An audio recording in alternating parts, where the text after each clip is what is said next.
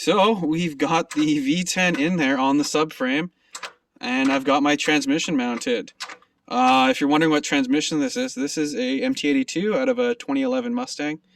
I decided to go with this because it is a 6-speed, and it's a very nice 6-speed in the fact it shifts at higher RPMs very well. There's a bit of controversy on it, though some people hate it, but there's a lot of these that are lasting to the 200,000 miles without issues. So it seems like there's a lot of driver error that causes these to fuck up, like a lot of the wham into second, you know, and then wham into third, and then synchro starting to wear out. But you know, the fact I'm going to be taking this engine to maybe 6,000 RPM, so I'm still 1,000 RPM below what the Coyote V8 does. So the transmission should actually be quite happy at this.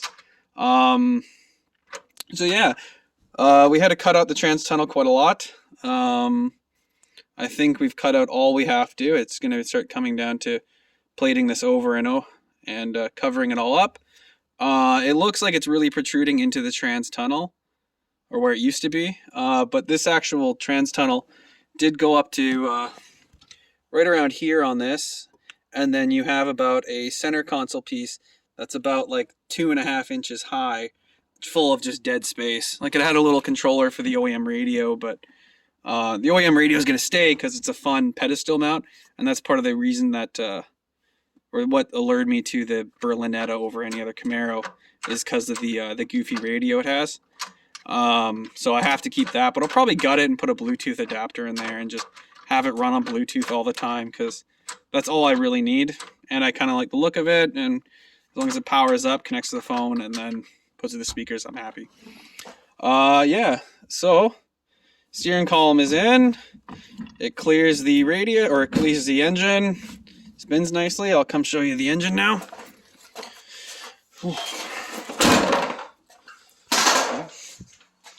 Oh. So yeah, it is in there. We have quite a bit of room, so we could even possibly reuse OEM headers, or OEM log manifolds, or go get some headers. Yeah, because we got quite a lot of room on this side. This is just the OEM drive shaft, because it needs some sort of slider in there. As you saw in that transmission, it doesn't have a standard input and output spline, so it needs some sort of slider, because this is a live axle car, and as your axle goes up, it pushes it in. We're talking only 1/2 inch, but if you didn't have any play, you just either grenade the transmission, diff, or drive shaft, or all three. But yeah, we have room. The whole blower system's out, so I could get the HVAC system out from the inside, because there's one screw right there that is behind everything, and it's just easier to take it all out. Should have done this from the beginning. Would have been a lot easier to get to shit. But yeah, our factory manifolds are in and working, so there's a good chance I may just keep those and yeah, be happy, because I don't know if there's too much to be gained through a long tube header other than sound on this engine. I'm sure there's some smart people out there with header design.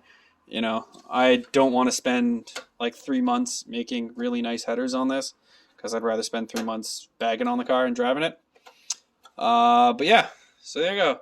MT82 on a Triton V10, and it fits, and it's in a Camaro 3rd gen with RX-8 front suspension. So kind of a weird mix of parts, and it seems to be working so far. So I'll keep you guys updated as I keep carrying on. But if you have any questions or comments, put them down below, and we'll try to get back to you.